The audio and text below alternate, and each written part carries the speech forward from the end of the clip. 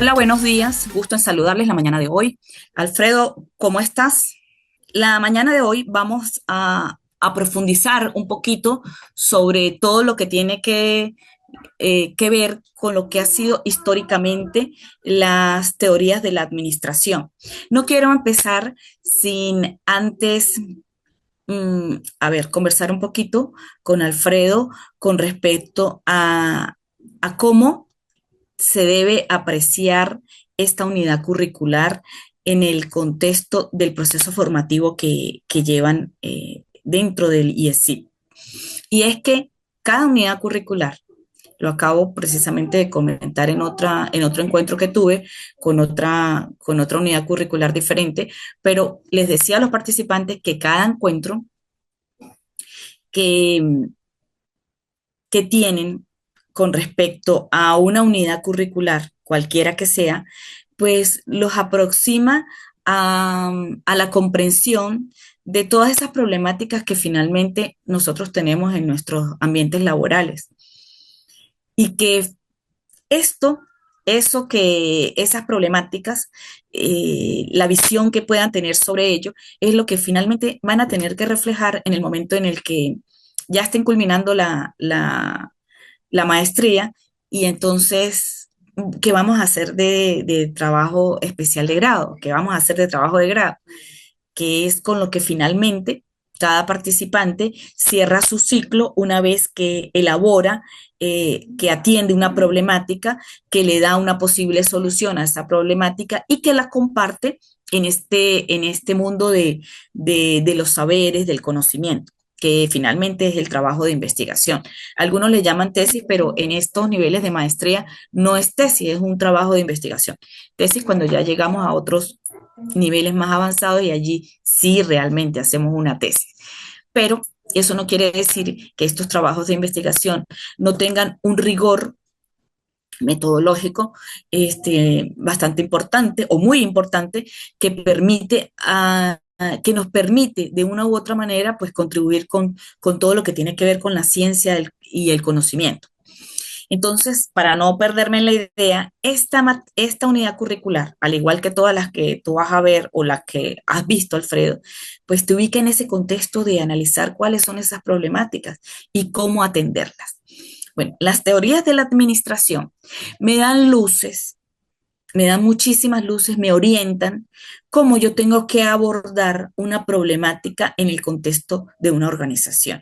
¿Por qué? Porque ella toma como referentes todo lo que se ha estudiado a lo largo de la vida de las organizaciones para que éstas sean productivas, para que sean eficientes, para ser eficaces. Han abordado situaciones que tienen que ver con el comportamiento que tenemos los seres humanos dentro de los contextos laborales, qué es lo que científicamente se ha probado que genera más productividad, qué es lo que científicamente se ha probado, que nos da una visión de cómo tenemos que entender nuestro contexto laboral. No sé, Alfredo, si eso te ha pasado en lo que has venido estudiando en cada materia, en cada unidad curricular. Bueno, doctora, la verdad es que sí. En estos días compartí con mis compañeros de trabajo que a medida que voy avanzando en la información que está en la plataforma, a veces tiendo hasta a cuestionar muchas acciones, decisiones o circunstancias a nivel laboral, porque digo, bueno, pero si aplicaran otro tipo de metodología o otro tipo de estrategia, se obtendrían estos resultados. O en su defecto, cuando aplican estrategias, digo, wow. Aquí se están enfocando, y de hecho me sirvió al leer la información que está cargada por teoría de la administración, de cómo evolucionó la administración, de cuando se veía como un proceso de entrada, transformación y salida, a que ahora hay que trabajar con las emociones también del componente humano que forma parte de ese proceso. Entonces, a veces hay decisiones que digo, ya va, estamos viendo eso como una caja, estamos viendo que eso es un proceso, entra, sale y no, y hay que ver cómo se sienten las personas, las emociones. Y de hecho, de eso hablaba la transformación de la administración. O sea, en los últimos análisis del contexto de la información que está cargada, habla de que hay que entender y es como un liderazgo estratégico. Entonces, esta evolución de la materia que he visto me ha permitido a mí yo digo que abrirme a entender qué acciones están, desde mi punto de vista, desde mi nicho, qué acciones están correctas o cuáles pudieran ser mejoradas a través de otro tipo de metodologías, pues. Sí. Lo que acabas de decir me parece fabuloso porque esa es precisamente la intención que tiene cada unidad curricular. Yo hablo por las que yo imparto, ¿sí? Me siento como satisfecha cuando un estudiante dice algo como eso porque yo digo, oye, lo que vimos, lo que compartimos, dio la oportunidad de tener una nueva visión sobre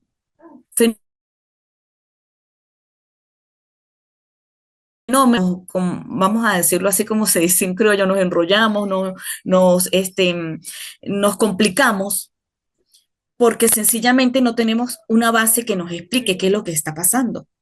Y cuando llegamos a un nivel de comprensión, como lo que tú acabas de decir, pues entonces como que yo en lo personal como docente, oye, quedo satisfecha, funcionó. O sea, lo que tratamos llegó donde tenía que llegar. Y esto es lo más importante de los procesos de formación que puede tener cualquier profesional en el mundo. ¿Sí?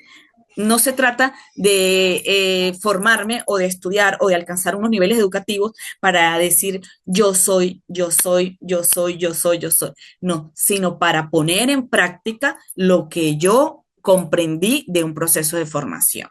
Eso nos hace más humanos, nos hace más profesionales, nos hace más competitivos y nos ubica en el contexto que realmente tenemos que ubicarnos como profesionales.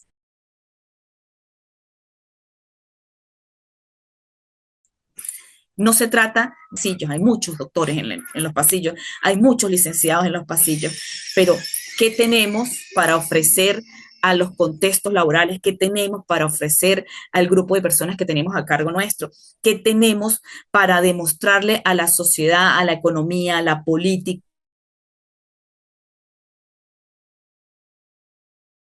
realmente como aspiramos que avance cualquier sociedad en cualquier contexto del mundo? Allí es donde vale lo que nosotros, para lo que nosotros nos estamos formando. En todo eso,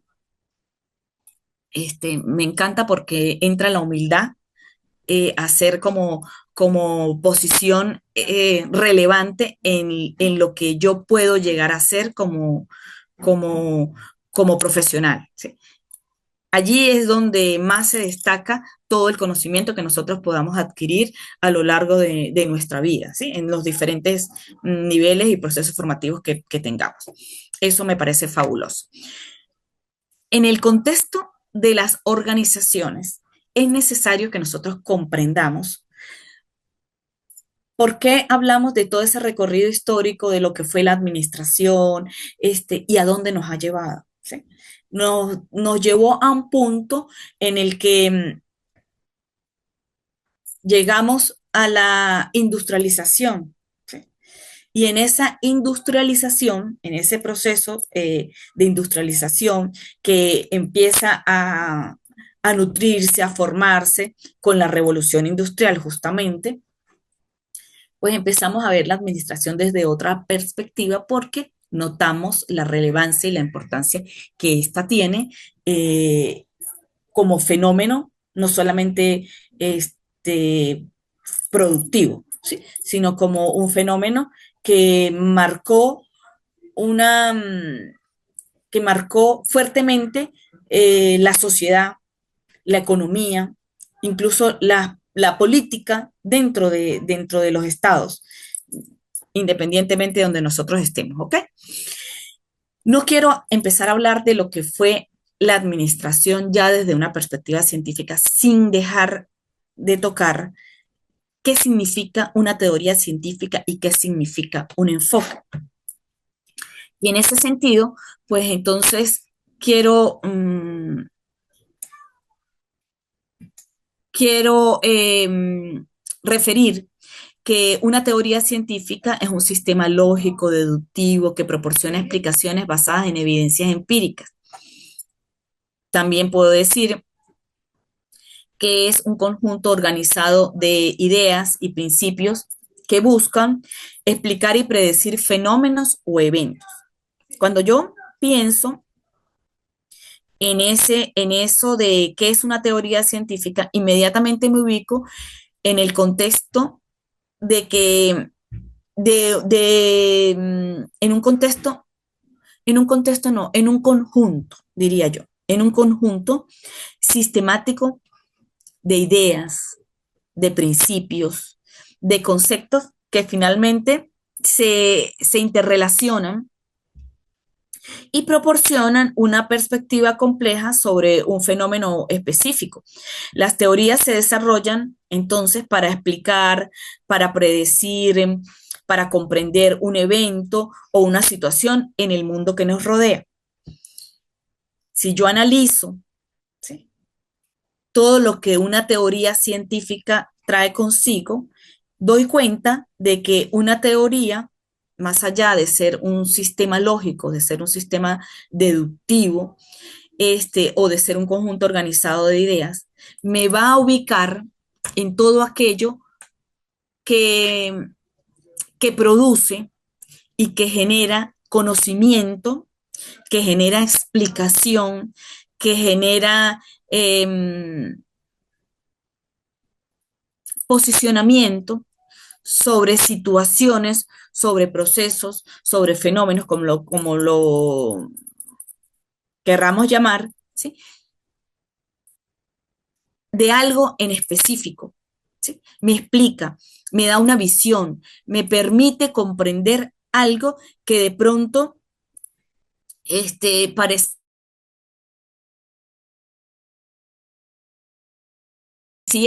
muy complejo, pero eso es lo que yo denominaría teoría científica. Un enfoque, en este caso, lo veo, voy a leer lo que dice allí, se refiere a la perspectiva desde la cual, significativamente, en los resultados, las conclusiones y la comprensión. Un enfoque me da una visión, una forma de entender ese fenómeno que de pronto ha sido tratado, pero que yo estoy viendo desde una perspectiva muy particular. ¿Sí? Eso sucede con las ministrado o plantearon en esencia algo, ¿sí? Pero a lo largo de su historia ha sido tratada desde diferentes perspectivas, atendiendo a particularidades, a intenciones, a necesidades específicas de cada uno de los autores que plantean enfoques diferentes. Fíjense que cuando yo hablo de las teorías, yo inmediatamente pienso en que una teoría sencillamente cumple como ciertos criterios para ser considerada válida. ¿Sí? Al igual que el enfoque, yo tengo que pensar en que estoy tratando con un fenómeno que necesita ser claro, ¿sí?, que debe ser coherente y comprensible, que debe ser accesible a la práctica, ¿sí? Porque si no, ¿qué sentido tiene? Una teoría, un enfoque no se forma solamente para que lo entienda quien lo dijo, ¿sí?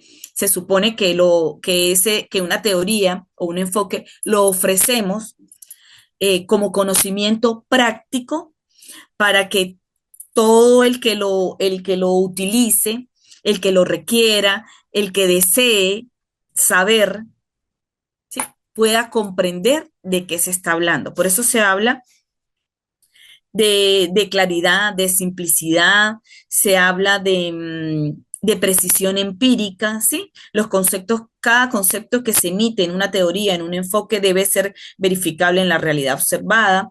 Se habla de consecuencias deducibles que debe permitir la formulación de hipótesis que puedan ser probadas, ¿sí? Una teoría es más entonces que todo ese conjunto de ideas eh, que se puedan dar, para mí realmente pues es una herramienta para comprender, para explicar el mundo que nos rodea, eh, para generar una nueva visión sobre un fenómeno o una nueva forma de entenderlo, ¿sí? El diseño de las teorías requiere un tratamiento metodológico, ¿sí? Una base sólida empírica. No podemos tratarlos así con simples especulaciones. En última instancia, para generalizar, yo puedo decir que estas teorías son fundamentales para el progreso del conocimiento humano en todas las disciplinas académicas. Bien, cuando yo una vez que yo comprendo lo que es una teoría, yo me ubico en el contexto específico de la teoría, de lo que son las teorías de la administración. Y yo digo que estas teorías son un vinculado de ideas, de principios y enfoques desarrollados para entender, explicar, mejorar la manera en que las organizaciones funcionan y se gestionan.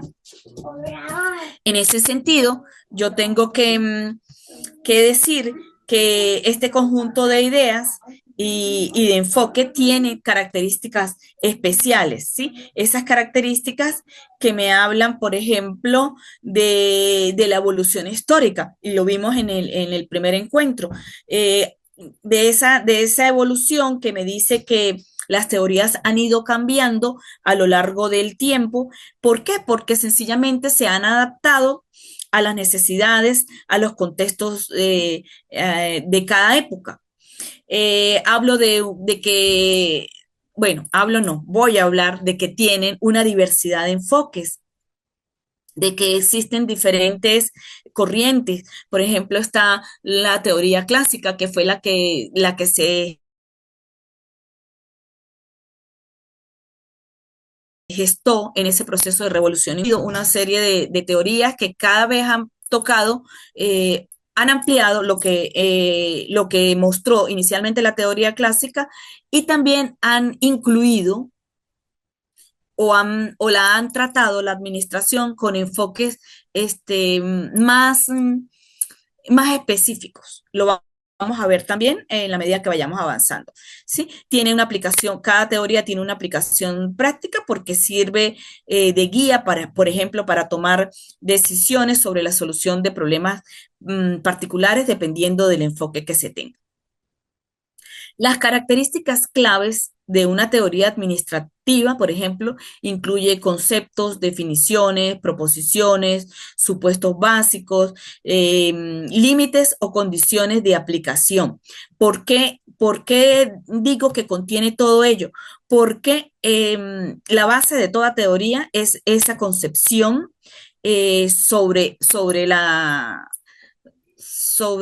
el área que se está tratando, ¿sí? En este caso, fundamentos sobre la administración, ¿sí? Hay definiciones claras de los principios y de las funciones administrativas, y lo vemos en los principios, por ejemplo, que desarrolló Taylor o que desarrolló Fayol o que presentó Mayo con respecto a cada uno de los enfoques que ellos tuvieron con respecto a la administración. ¿Qué otra cosa? Las proposiciones porque describen las relaciones que existen entre los elementos de la administración.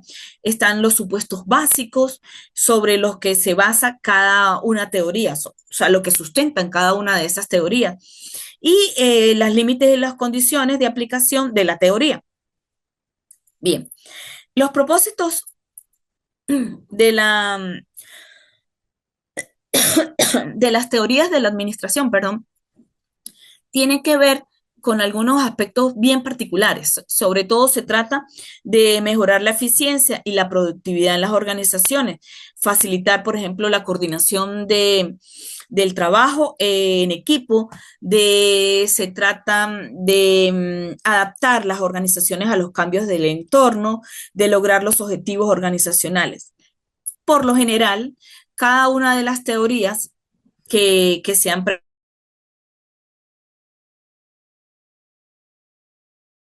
algunas de las teorías administrativas más conocidas o más relevantes son, por ejemplo, la que nos marca el inicio del estudio de la administración desde la perspectiva científica. Y esta teoría se llama la teoría científica de la administración, propuesta por Frederick Taylor.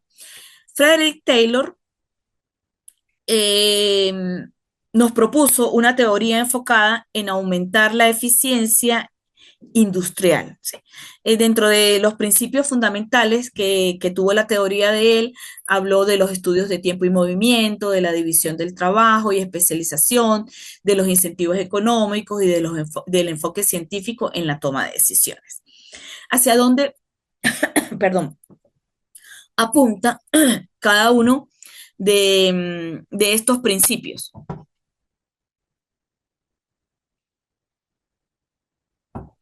Estos principios apuntan a la mejora de la productividad de la organización. ¿Y por qué digo que apuntan a ello? Porque cuando este investigador, este científico de la administración, estudió la industria, él acotó y experimentó con relación al tiempo y al movimiento de cada uno de los trabajadores de la empresa. Sí, él promovió la asignación de tareas específicas, esas tareas que permitieron hacer a los trabajadores más especializados. En ese estudio se analizó en detalle, por ejemplo, cuánto tiempo debía trabajar o cuánto tiempo tardaba la persona desarrollando una actividad en específico. Eh, Eso le generó a él algunas ideas sobre componentes simples para medir, por ejemplo, el tiempo necesario de trabajo. ¿Cómo hacía él más eficiente ese trabajo? ¿Sí? Incluso trajo mejoras que tal vez en el momento no estaban previstas, pero que sí se demostraron con respecto a los recursos utilizados. ¿Sí? Él acotó, hizo mucha mención a lo que significaba la especialización de cada trabajador, a eso, a esa forma en específico de cómo en la medida en que una persona se especializa en algún área, pues el trabajo le va a rendir más. ¿Por qué? Por el dominio de las actividades. El dominio que tenía de esas actividades, pues le permitía que el trabajo le rindiera más. Y por eso habló de la especialización y lo probó científicamente cómo funcionaba. Habló de los incentivos económicos, esos incentivos que eran otorgados a los trabajadores por la productividad. Desde esa perspectiva, él da a la administración de la industria un enfoque científico en la toma de decisiones. Abogó por eliminar la improvisación y basar las decisiones gerenciales en datos que provenían precisamente de ese estudio que él hizo con respecto a la división del trabajo, al tiempo y a la parte económica, cuestiones que probó funcionaron en su momento. Tuvo críticas, muchas. Ventajas también, y fueron muy obvias. Esas ventajas que nos ubican en el contexto del aumento de la productividad, del rendimiento de las empresas, de toda esa utilización de los recursos, del manejo de los recursos, de de los beneficios en la toma de decisiones producto de todo lo que él hizo. Desventajas tuvo muchísimas críticas, sobre todo porque fue considerado que el trabajador no era visto desde la perspectiva humana, sino que se le dio una, una connotación más que humana, sino como al componente, a ver cómo lo explico, como el componente de una gran máquina, ¿sí? Él pasó la perspectiva o la crítica que se le dio a Taylor fue que eh, fue, a ver, no voy a decir acusado porque tampoco así, ¿no? Pero sí fue visto como que él interpretó que, que los trabajadores no eran personas, sino que eran una pieza más de una máquina, una herramienta más dentro de la industria. Entonces, esa parte humana fue la que más, la parte más criticable con respecto a la teoría que él propuso sobre la administración. Sin embargo, el legado de Taylor es evidente en muchas prácticas administrativas contemporáneas, que son reales, ¿sí? O sea, que siguen estando, que siguen funcionando. Posterior a eso, pues surgieron otras teorías, como si se quiere, como complemento y otras como crítica de todo lo que Taylor planteó con respecto a la administración, que desde mi óptica siguen funcionando, están, están más vigentes que nunca. Sí, sí, realmente funcionan cuando quiero tratar temas como la productividad, como el rendimiento, siguen estando vigentes y siguen funcionando. ¿Sí? ¿Qué le agregamos? Lo vamos a ver un poquito más adelante. ¿Sí? Vemos, por ejemplo, que posterior a Taylor aparece Fayol, más o menos en la misma época, y Fayol nos plantea la teoría clásica, esta teoría que apoyada en algunos componentes que ya tenía la administración científica desde la perspectiva de Taylor, pues Henry Fayol la complementa hablando de en los mismos términos, pero de forma más específica. Él planteó básicamente 14 principios y nos habla de la división del trabajo, de la autoridad y responsabilidad, de la disciplina, de la unidad de mando, de la unidad de dirección, subordinación, remuneración, centralización, cadena escalonada, orden, equidad, estabilidad del personal, iniciativa, espíritu de equipo. ¿Qué nos dice cada una de estas? ¿Sí? La división del trabajo, específicamente lo que planteaba Taylor en la teoría científica, que en la medida en que perdón, estoy hablando de la división, sí, exacto, de la división del trabajo, básicamente lo que nos decía Taylor, que el trabajo debía ser más especializado de manera tal que se pudiese aumentar la eficiencia del trabajador. Hablaba de la autoridad y de la responsabilidad y que esto nos ubica como en la idea de lo que representan los líderes, eh, el líder debe guiar a su equipo y relacionaban la autoridad con la responsabilidad en la medida, o sea, no podemos tener autoridad simplemente por decir que la tenemos, sino que a ella está asociada la responsabilidad de guiar el trabajo dentro de la organización. ¿Sí? Se hablaba de la disciplina, se requería un comportamiento adecuado para el cumplimiento de las normas, hablaba de la unidad de mando y en esto, pues, en la unidad de mando y en la unidad de dirección, básicamente se refiere a que tenemos que tener una autoridad o una persona que nos diga qué es qué es lo que tenemos que desarrollar, qué es lo que tenemos que hacer. No podemos estar recibiendo, a ver, qué hacer, el qué hacer de una, de otra persona, porque cuando todos empiezan a mandar, pues entonces no se sabe a quién vamos a obedecer. Entonces había que establecer una línea de mando. Eso ocurre también en la unidad de dirección. ¿sí? Si todos perseguimos el mismo objetivo, una persona encargada de dirigir puede desarrollar o estar al frente de varias actividades que finalmente van a llevar al mismo objetivo. A eso se refiere la unidad de dirección, y la unidad de mando es a quién debemos obedecer, ¿sí? Que sea una persona en particular, ¿sí? No podemos estar atendiendo muchas órdenes porque entonces finalmente no se iba a saber de a quién debíamos obedecer.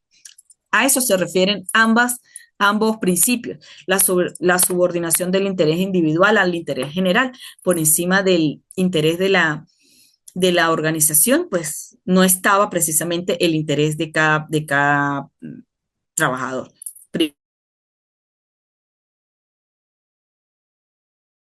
Primero, habló de la remuneración justa, habló de la centralización, y que se refiere al grado en que se concentra o se distribuye el poder, de la cadena escalonada, que establece una jerarquía clara dentro de la organización. Habló del orden, de la equidad. El primero, pues, el orden que se debe tener, cada cosa en su lugar y cada trabajador en su puesto específico, de la equidad, que todos debían ser tratados con el mismo respeto, con la misma, o sea, de forma igual. Habló de la estabilidad del personal. Siempre ha existido que en la rotación dentro de la empresa, pues no, desde la perspectiva de Fayol, no estaba bien vista porque no se terminaba de especializar un trabajador en un área cuando ya tenía que estar rotando. Entonces, pues eso traía sus desventajas. Sin embargo, cuando lo analizamos, y eso de manera muy personal, desde otras ópticas, una de las cosas que hace más completo a un trabajador dentro de una organización es el conocimiento que pueda tener, de todas las áreas. No voy a hablar de manera, o sea, que tiene que dominarlo en la totalidad, pero sí tenemos que tener conocimiento de todas las áreas que componen la organización donde nosotros estamos, a pesar de que el trabajo nuestro sea especializado. Y eso tiene sus,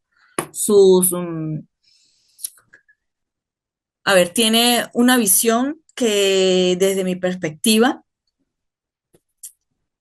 atiende, por ejemplo, voy a colocar un ejemplo, a situaciones en las que cuando falla una persona dentro de la organización, entonces la empresa se nos para, ¿sí? Porque no hay quien desarrolle el trabajo que realiza esa persona.